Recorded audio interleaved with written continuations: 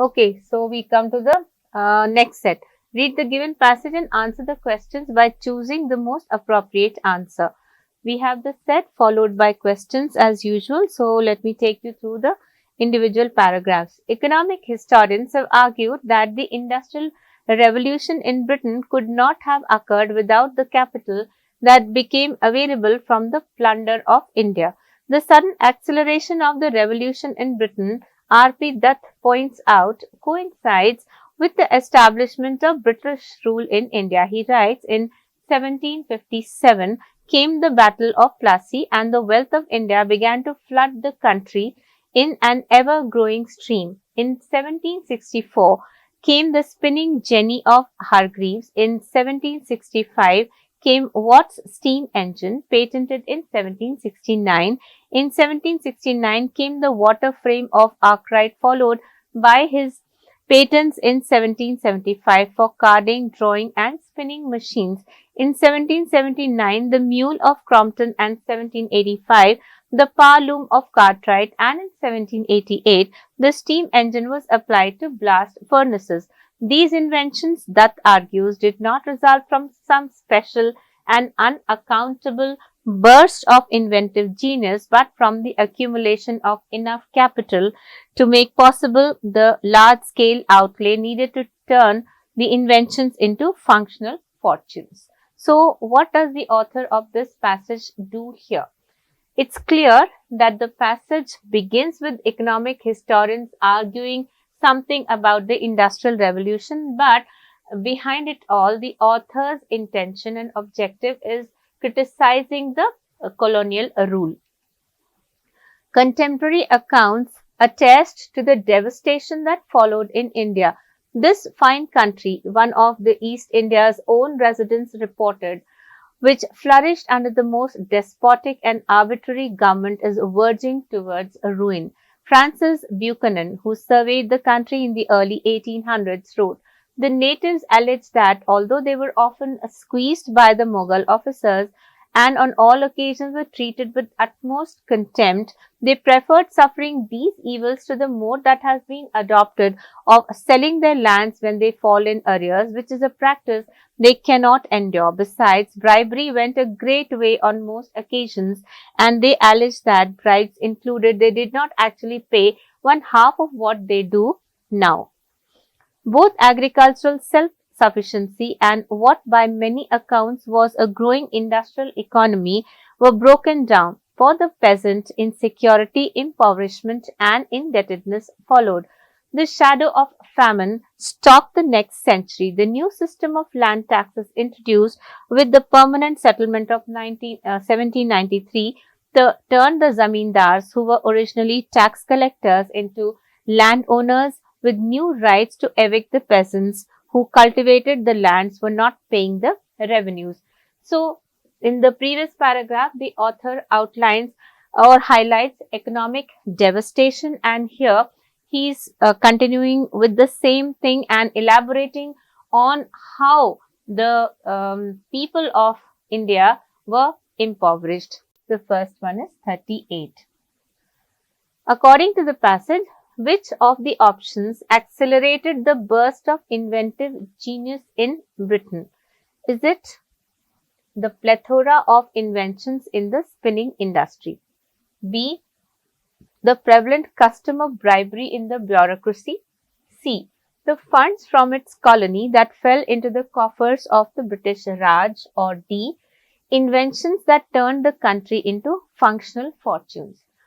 The author clearly says that these inventions, this historian R.P. Dutt writes, did not result from some special and unaccountable burst of inventive genius, but from the accumulation of enough capital to make possible the large-scale outlay needed to turn the inventions into functional fortunes. And in the beginning, he says that the Industrial Revolution in Britain could not have occurred without the capital that became available from the plunder of India. Okay, so this suggests that inventions turning the country into functional fortunes is incorrect.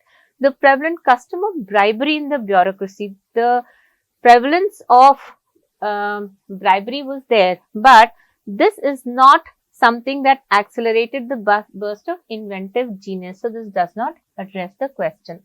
Plethora of inventions? No. But yes, the funds from its colony, India, that fell into the coffers of the British Raj, which enabled them to carry out these inventions. Okay, so it's option C. Question number 39. Which could be the prime attributing factor responsible for the disintegration of the Indian economy? The growing indebtedness among the farmer fraternity. This is something that was mentioned. B. Widespread penury among the masses. The author mentions here both agricultural self-sufficiency and what by many accounts was a growing industrial economy was broken down for the peasant farmers. Insecurity, impoverishment and indebtedness followed. The shadow of famine stalked the next century. The new system of land taxes turned zamindars into landowners with new rights to evict the farmers who cultivated the lands for not paying the revenues. And here he talks about that the natives were squeezed previously by the Mughal officers, but the way the Britishers were treating them was something that was never heard of previously. Okay, so widespread penury was prevalent among the masses. The plight of those who were still reeling under the Mughal atrocities has also been mentioned.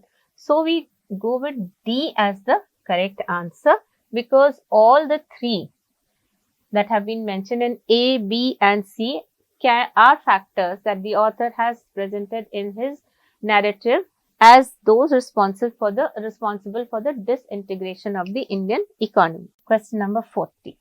The first paragraph is a fine example of what? Oral historians, review writing, chronological data or journal jottings.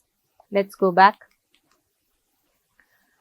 So in this we find that the author mentions this historian, and we also find that the historian gives us different dates and periods in which different events happened.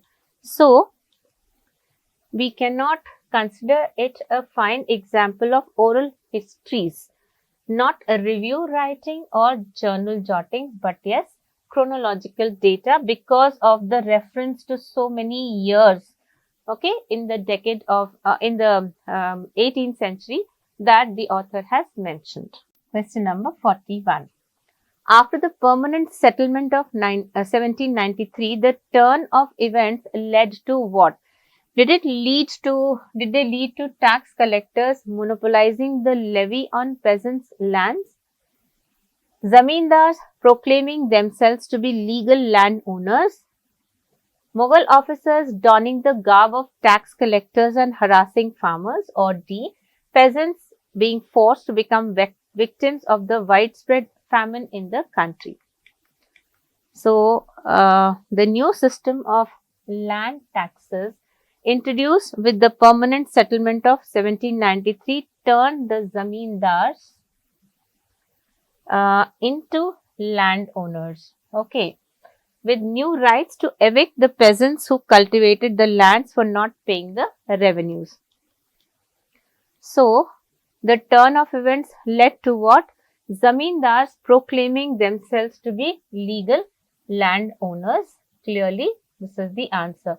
Tax collectors monopolizing the levy has not been given in that paragraph with reference to this event. Mughal officers donning the garb of tax collectors, blah blah blah, is not mentioned, so it's out of scope. And peasants being forced to become victims of the widespread famine. Now, were they forced to become victims? This is also something which is illogical. Okay, so it is B. 42. The passage could probably be an excerpt from. So, throughout the passage, we understood that the author of the passage has criticized colonial exploitation. Okay, he has also highlighted the economic devastation that colonialism led to, and he has mentioned the name of a historian to corroborate whatever he wants to convey. So he has quoted the name of that. No, he has quoted the words of a nationalistic historian to support what he is trying to convey. So keeping in mind these points, what would we go for? The passage could have been drawn from where? From an economic report? Not at all. From the national movement? Certainly. A memoir? No. A scientific abstract is absolutely illogical. So B is the correct answer for this question.